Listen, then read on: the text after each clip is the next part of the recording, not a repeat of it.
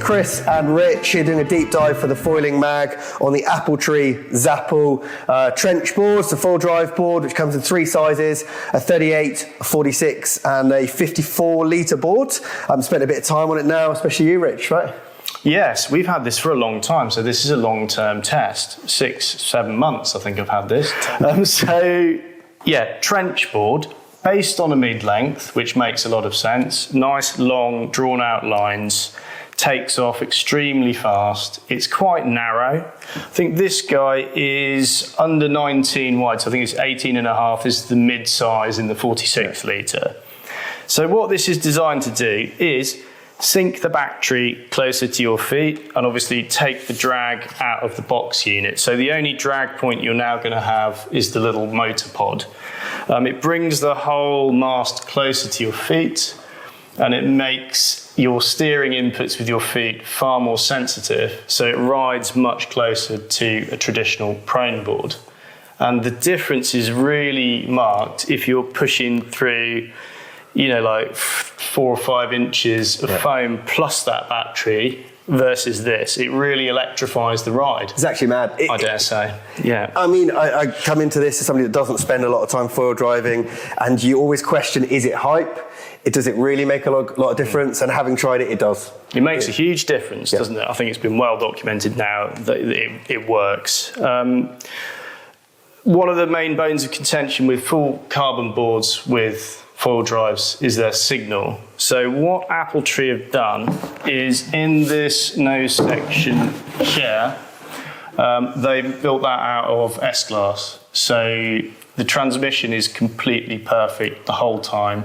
You can duck dive it underwater propelled by holding, you know, if you hold the controller close to there or on the deck as you duck dive, you're going underwater maybe for too long at a point. You can shoot out the other side. You get disorientated, you kind of breach about 10 metres further out the back of the wave than when you were. So that's really entertaining. All the Appletree stuff, closed cell foam, vacuum infused construction, it's extremely stiff. It's as well made as board gets, as far as I'm concerned. Pretty much, yeah. Top deck has got this huge kind of deck pad. It's pretty thin. It's got a nice grippy texture, particularly sort of across the board that way. It's got really nice grip.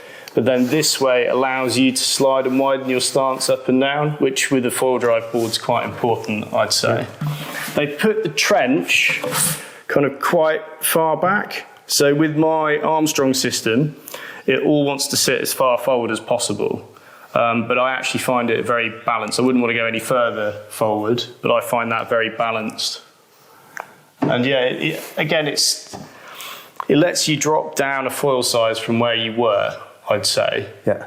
So again, everything's getting more powerful, more efficient, and it's riding better. So there's no negatives to this. It's mad how quickly it takes off. Coming into it, having ridden other boards and then jumping on this, I guess as someone that doesn't do a lot of it, I sometimes struggle to get it on plane and get my timing as when to jump up. Yeah. And I maybe think I'm engaged, but the foil isn't quite engaged. Whereas you jump on this board and there's no question. Yeah, you know, it comes straight up. It's off like a rocket. And if you jump up too early, you can still recover and pull onto foil. If you jump up too late, you can hold it down really easily. Yeah. It just makes that whole start more forgiving. Yeah. So from my perspective, as a more regular foil drive abuser, I'm pushing myself into bigger and bigger conditions with it, particularly through winter and spring.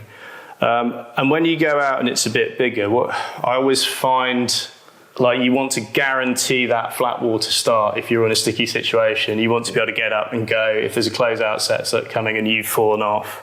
And with this is just another way of being on the right size foil at the right time and having the confidence to be able to start wherever you want. Yeah. So really, really massive improvement from my perspective.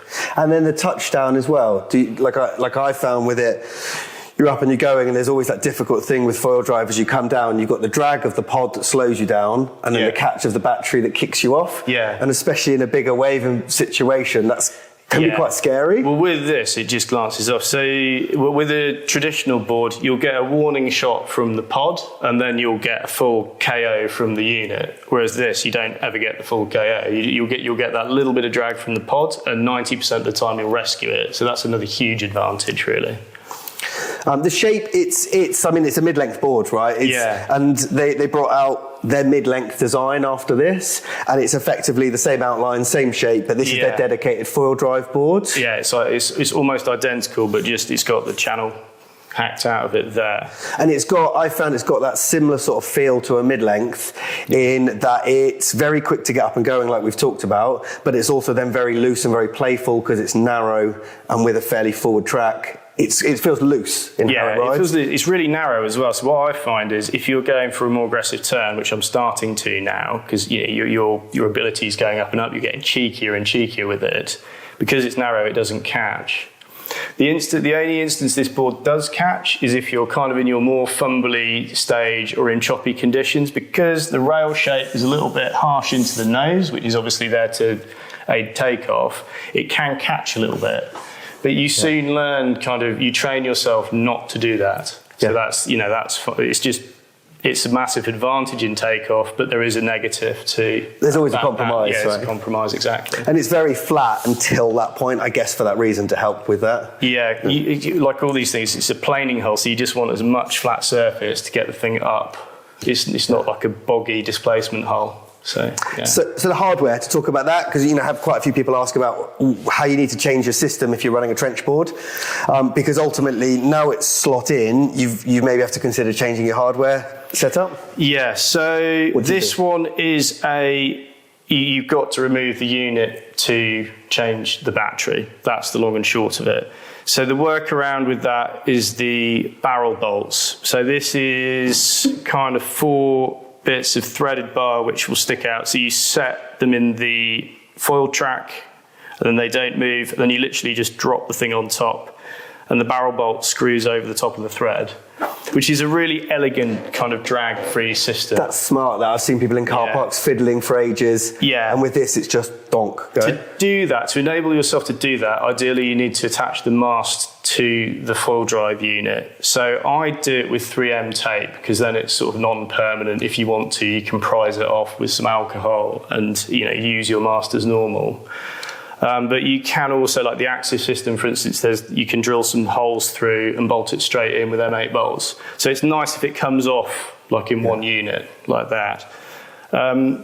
So the only thing I would say, some of the, there's more modern foil drive boards that have a wider aperture here so that you can slide the unit back and then open the battery catches, which is definitely a good idea. But at the same time, you still have to undo the 4 bolts and slide the thing back. So there is an element of fiddle to that. Whereas I think if you're going to undo a bolt, you might as well just whip 4 off, undo it, put it back on. And I mean, there's less trench, there's less drag, and there's more volume. So again, you're into a compromise situation.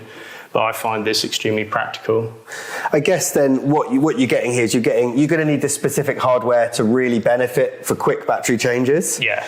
And then ideally you're going to have a dedicated mast to your foil drive system. Yeah. So all of a sudden you're creating a system that's dedicated to foil drive. So yeah, from my perspective, this sits in my garage pretty much fully built the whole time. So I was there for quick dispatch. And if you're eyeing up this, that's where you are. You're loving foil drive so much. You're looking for a little bit more performance and you'll have your dedicated setup. And there's these little things you can do to improve it. Yeah, definitely.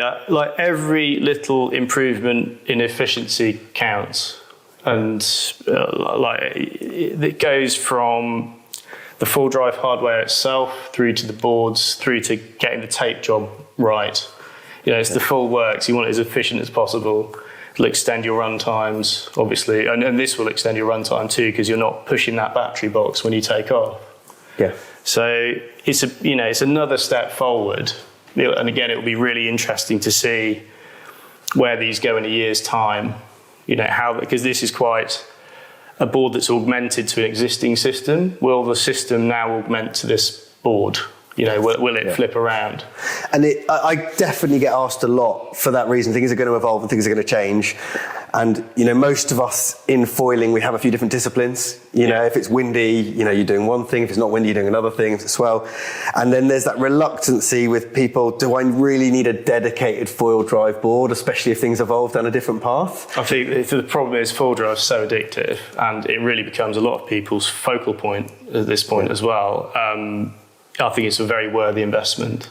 I'd agree, you know, and like speak to people a lot of the time. And is it worth the upgrade to a dedicated board if it is your focal sport? Yeah. It becomes pretty obsessive to most people. And as someone that doesn't do it a lot, to go onto a traditional board as opposed to this, I'd reach for this all day long for the benefits. Right? Yeah. No, it's a fantastic bit of kit. Well proven. I mean, this thing has taken an absolute kicking as well, and it looks pretty much perfect still. So, yeah. And size-wise, so they come in 3 different sizes. What would you recommend for different people? Is one better for learning, or how does it roll? I'm smack on 90 kilos. I want to be able to flat water start if I'm in a pickle on a small foil. So again, you're kind of adjusting to whatever foils you want to ride and what scenario you ride in. So I find the mid-size 46 litre best for me. I did try the 38 for a bit, and I just prefer just to have a little bit more like ability to get going on the flat. So to be honest with you, I think most people under 90 kilos, if you were 80 kilos, go for the small one all day long.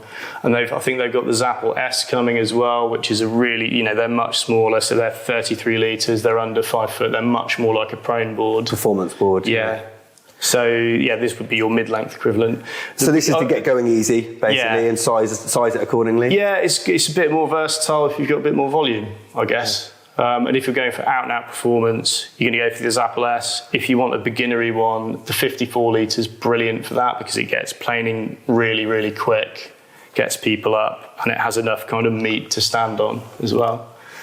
Wicked. But yeah, I'd recommend trying some and then work out with your foil system where all those thresholds sit. That would be my policy. Great.